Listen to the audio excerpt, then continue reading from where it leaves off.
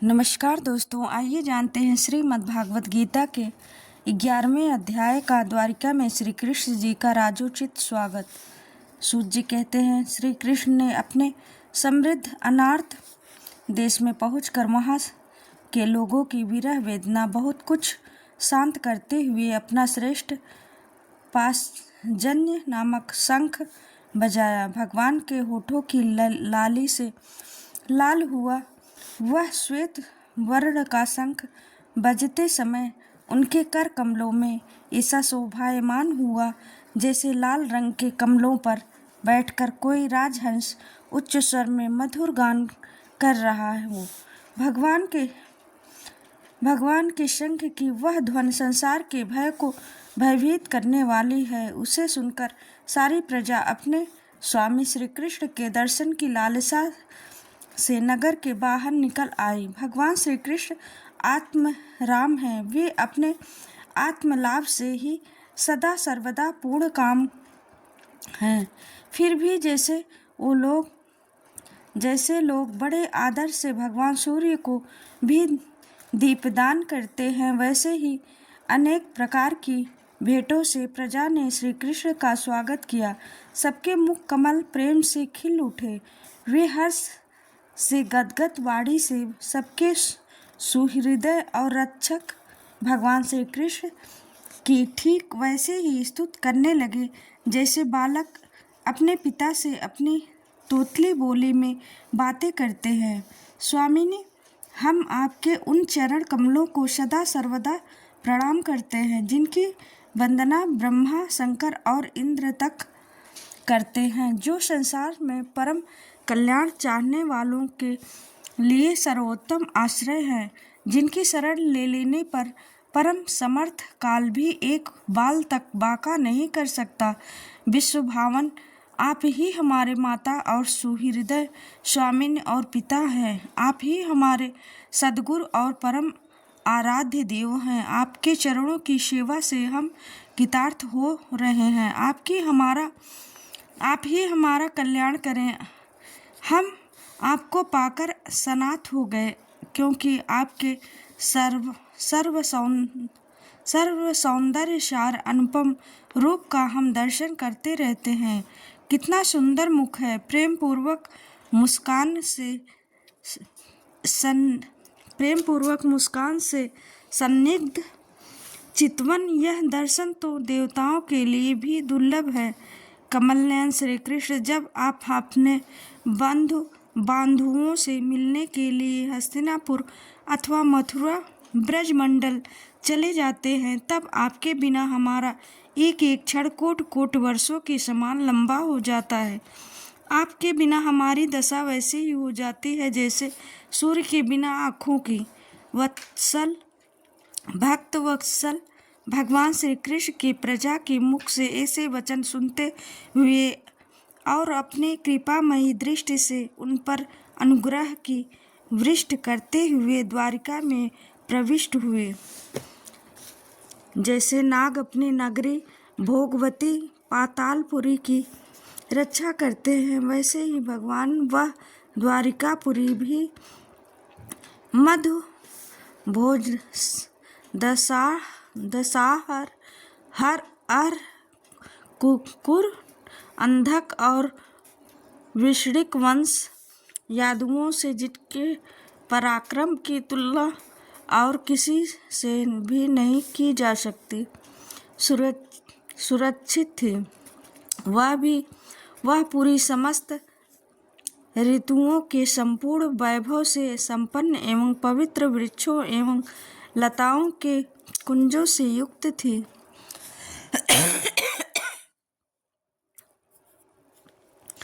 स्थान स्थान पर फलों से पूर्ण उद्यान, पुष्प वाटिकाएं एवं क्रीड़ा वन थे। बीच बीच में कमल युक्त सरोवर नगर की शोभा बढ़ा रहे थे। नगर के फाटकों, महल के दरवाजों और सड़कों पर भगवान के स्वागत बंधन लगाई गई थी। चारों ओर चित्र विचित्र ध्वजा पताकाएं फहरा रही थी, जिससे उन स्थानों पर घाम का कोई प्रभाव नहीं पड़ता था। उसके राजमार्ग, अन्यान्य सड़कें, बाजार और चौक झाड़ भूहारक सुगंधित जल से सींच दिए गए थे और भगवान के स्वागत के लिए बरसाए हुए फल फूल, अक्षत, अंकुर चारों ओर बिखरे हुए थे। घरों के प्रत्येक द्वार पर दही, अक्षत, फल, ईख, जल से भरे हुए कलश, उपहार की वस्तुएं और धूप दीप आदि सजा दिए गए थे। उदार शिरोमणि वसुदेव, अक्रूर, उग्रसेन, अद्भुत पराक्रमी बलराम, प्रद्युम्न, चारुदेश्य और जाम्बवती नंदन सांब ने जब यह सुना कि हमारे प्रियतम भगवान श्री कृष्ण आ रहे हैं, तब उनके मन में इतना आनंद उमड़ा कि उन लोगों ने अपने सभी आवश्यक कार्य, सोना, बैठना और भोजन आदि छोड़ दिए। प्रेम के आवेग से उनका हृदय उछलने लगा। वे मंगल शकुन के लिए एक गजराज को आगे करके स्वस्त्ययन पाठ करते हुए और मांगलिक सामग्रियों से सुसज्जित ब्राह्मणों के साथ लेकर चले। शंख और तुरही आदि बजाने लगे और वेद ध्वनि होने लगी। वे सब हर्षित होकर रथों पर सवार हुए और बड़ी आदर बुद्धि से भगवान की अगवानी करने लगे। साथ ही भगवान श्री कृष्ण के दर्शन के लिए उत्सुक सैकड़ों श्रेष्ठ वारांगनाएं, जिनके मुख कपोलों पर चमचमाते हुए कुंडलों की कांति पड़ने से बड़े सुंदर दिखते थे, पालकियों पर चढ़कर भगवान की अगवानी के लिए चली। बहुत से नट, नाचने वाले, गाने वाले, बिरध, बखानने वाले, सूत, मागध और बंदी जन भगवान श्री कृष्ण के अद्भुत चरित्रों का गायन करते हुए चले। भगवान श्री कृष्ण ने बंधु बांधवों, नागरिकों और सेवकों से उनकी योग्यता के अनुसार अलग अलग मिलकर सबका सम्मान किया। किसी को सिर झुकाकर प्रणाम किया, किसी को बाड़ी से अभिवादन किया, किसी को हृदय से लगाया, किसी से हाथ मिलाया, किसी की ओर देखकर मुस्कुरा भर दिया और किसी को केवल प्रेम भरी दृष्टि से देख लिया। जिसकी जो इच्छा थी उसे वही वरदान दिया।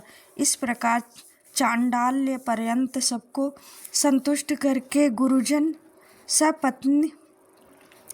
सपत्नीक ब्राह्मण और वृद्धों का तथा दूसरे लोगों का भी आशीर्वाद ग्रहण करते हुए बंदी जनों से विरुद्धावली सुनते हुए सबके साथ भगवान श्री कृष्ण ने नगर में प्रवेश किया।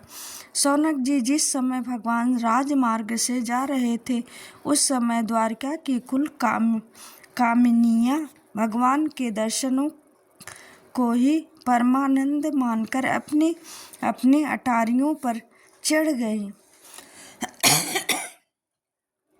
भगवान का वक्षस्थल मूर्तिमान सौंदर्य लक्ष्मी का निवास स्थान है। उनका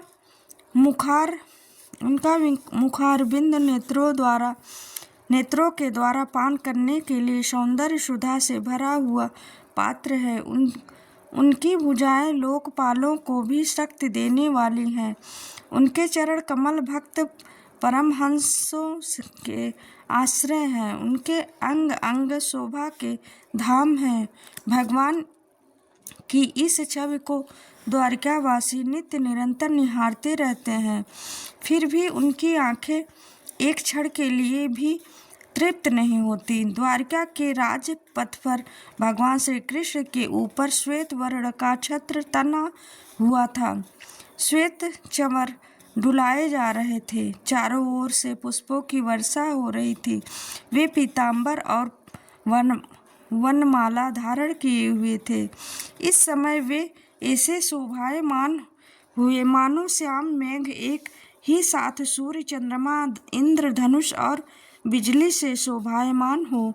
भगवान सबसे पहले अपने माता पिता के महल में गए। वहां उन्होंने बड़े आनंद से देवकी आदि सातों माताओं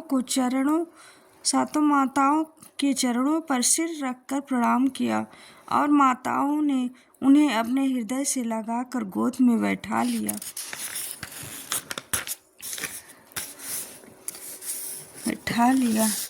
स्नेह के कारण उनके स्तनों से दूध की धारा बहने लगी। उनका हृदय हर्ष से विह्वल हो गया और वे आनंद के आंसुओं से उनका अभिषेक करने लगी।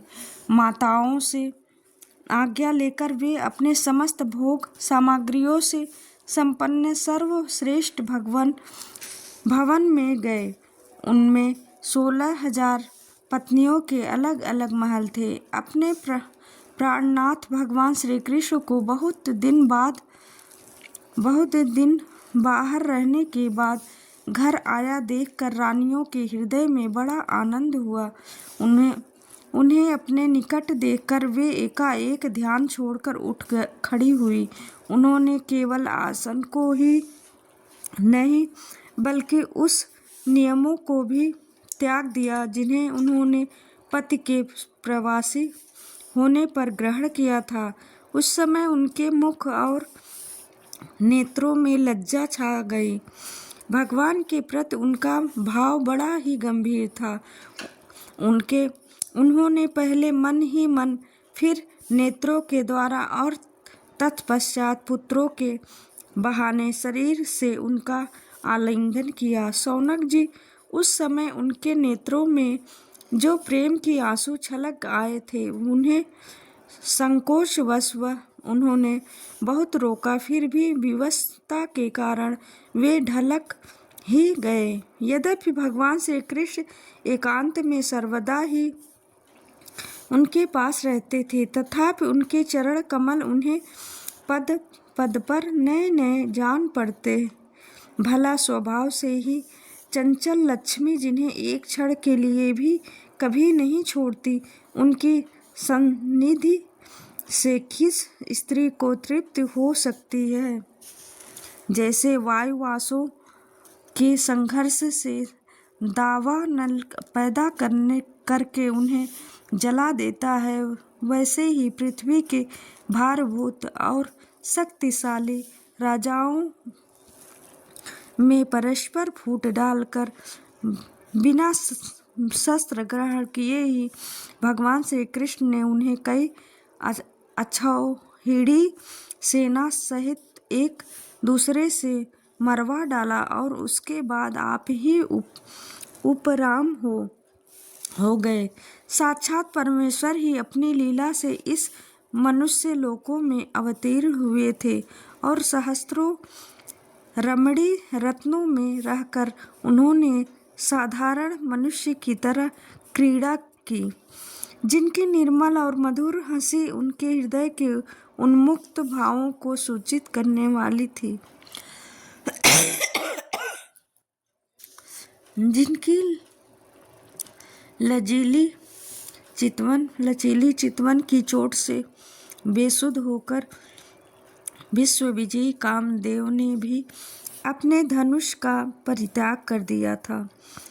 वे कामनियां अपने काम विलासों से जिनके मन में तनिक भी क्षोभ नहीं पैदा कर सकी, उस असंग भगवान श्री कृष्ण को संसार के लोग अपने ही समान कर्म करते देखकर आसक्त मनुष्य समझते हैं। यह उनकी मूर्खता है।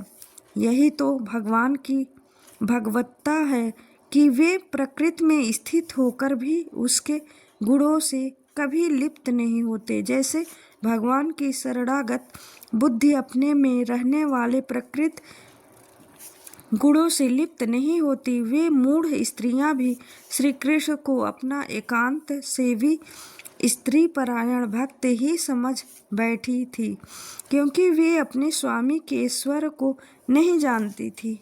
ठीक वैसे ही जैसे अहंकार की वृत्तियां ईश्वर को अपने धर्म से युक्त मानती हैं। नमस्कार दोस्तों।